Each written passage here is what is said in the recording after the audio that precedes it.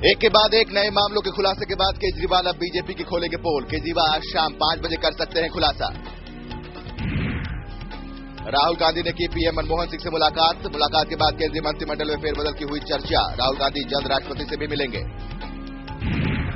अरविंद केजरीवाल से पहले खुद बीजेपी नेता ने राम जेठमलानी ने साधा नितिन गडकरी पर निशाना, कहा अगर केजरीवाल के सबूत सही तो इस्तीफा दे गडकरी। हरियाणा में बढ़ते बलात्कार की घटनाओं के चलते एसटी संसदीय दल पहुंचा हरियाणा। 30 सांसद का दल भी शामिल। नौकरी पक्की करने की मांग को लेकर हरियाणा के कई जिलों में डाक कर्मचारियों की अनिश्चितकालीन हड़ताल।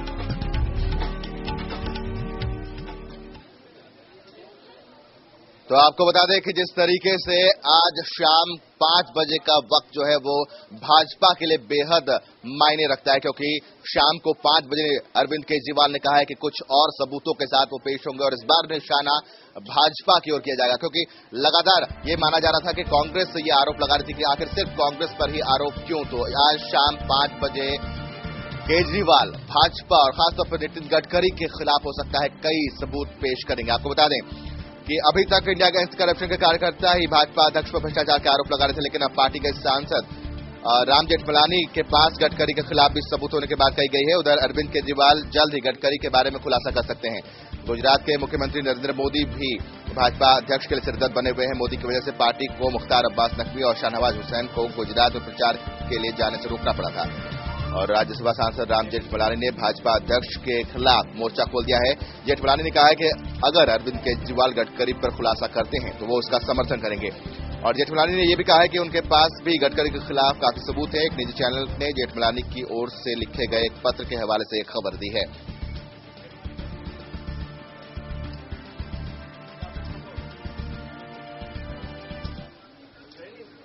जी हाँ, तो नितिन गडकरी के लिए मुश्किलें बढ़ सकती हैं, क्योंकि इससे पहले भी हमने देखा है कि किस तरह से पार्टी के अंदर आला नेता दूसरी बार जब अध्यक्ष बनाया गया तो उससे थोड़े से नाराज नजर आ रहे थे, लेकिन जिस तरीके से अब यह स्पष्ट हो गया है कि आज शाम 5 बजे अरविंद केजरीवाल कुछ अहम सवालों के साथ सामने आएंगे, तो ऐसे में देखना दिलचस्प होगा कि आखिर किस तरह के तथ्यों के साथ अरविंद केजरीवाल सामने आते हैं।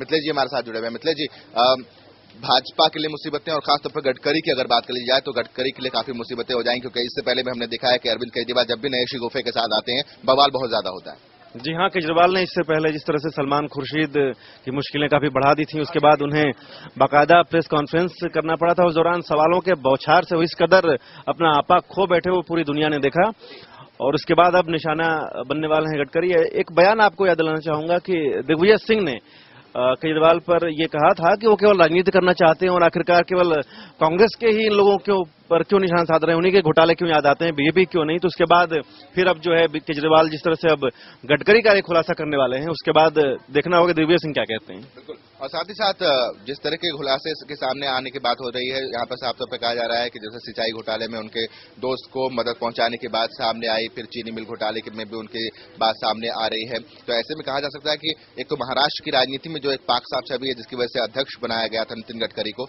उस पर भी कहीं न कहीं संकट के बादल मंडरा सकते हैं।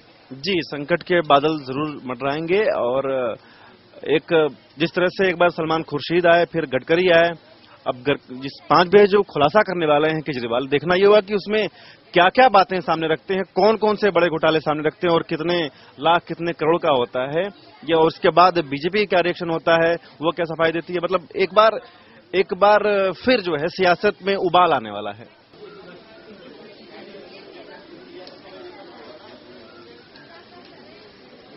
और थानेश्वर जी हमारे साथ जुड़े हुए हैं। थानेश्वर जी, जिस तरह से SC/ST संसद के SC/ST कमेटी के 11 सदस्य वहां पहुंचते हैं, लोगों में नाराजगी, ये एक अहम चीज है कि लोग अब किसी भी तरह से नेताओं से किसी से भी मिलना नहीं चाहते, चाहे कोई भी आयोग हो, कोई भी संस्था हो, मिलना नहीं चाहते, सीधे परिणाम चाहिए। नहीं साकेत जी, ऐसा नहीं है। 30 सदस्यों का ये दल गया, जिसमें 20 लोकसभा के सदस्य हैं और 10 राज्यसभा के सदस्य हैं। इस 30 सदस्यों का जो दल गया है, ये दल से आम पब्लिक नाराज नहीं है, इनसे दलित समुदाय के लोग ही नाराज हैं। दलितों का आरोप है कि ये जो सांसदों का दल आ रहा है ये हुड्डा का मेहमान है और मेहमान नवाजी की जा रही है इसकी, ये हमसे मिलने नहीं आ रहा है। नरवाना में जिस दलित लड़की से रेप हुआ था उसके बाद उसने सुसाइड कर लिया था, उस लड़की के परिवार को से मिलने के लिए लोगों को जाना था, लेकिन ये उससे मिलने नहीं गई, उस परिवार को गेस्ट हाउस में बुलवाया गया। तो इससे दलित समाज के लोग नाराज हैं। दलित समाज के लोगों का कहना है कि हम अपना दुखड़ा इनसे रोने के लिए इनके पास जाने वाले थे, लेकिन आगे गेस्ट हाउस के गेट पे ही भारी दल में संख्या में पुलिस दल बल तैनात था, हमें मिलने ही नहीं दिया। जब हमसे मिलने ही नहीं आया ये दलित आयोग जो है, हमारी सुननी ही नहीं है, तो फिर क्यों आया हरियाणा में? इसीलिए दलितों ने उनका विरोध किया। दलित ये कह रहे हैं कि हरियाणा में जितने भी बलात्कार हुए मैक्सिमम दलित लड़कियों के साथ ही क्यों हो रहे हैं? क्या दलित की लड़कियां अभी भी दबाई जाएंगी? दलितों का दूसरा भी कहना है कि हरियाणा की जितनी प्रमुख पोस्टें हैं उनमें सब में एक जाति विशेष के लोग बैठे हैं, दलितों को कहीं महत्व नहीं दिया जा रहा। आखिर क्यों हमारे साथ ये सब जाति हो रही है? वो नाराजगी अपनी जो जाहिर कर रहे हैं वो एक किस्म भूपेंद्र सिंह हुड्डा को लेकर जाहिर कर रहे हैं। उनका कहना है कि भूपेंद्र सिंह हुड्डा हरियाणा में जो दलितों के साथ हो रहा है, जो हकीकत है, उसको आम आदमी के सामने लाना ही नहीं चाहते, दलित आयोग को सामने आना ही नहीं चाहते। इसलिए जहां भी दलित आयोग की 30 सांसदों की जो टीम जा रही है, पूरी बस भरी हुई है ये, उस बस के सामने, बस के पहुंचते ही वहां पे भारी पुलिस दल बल तैनात हो जाता है। आम दलित तो उन तक पहुंच ही नहीं पाता। जींद का दलित समुदाय के लोग उनसे मिलने गए, लेकिन पुलिस ने उसे मिलने नहीं दिया। आखिर में क्या किया कि दलित समुदाय के लोगों ने उस बस के आगे लेटकर अपना विरोध जताया।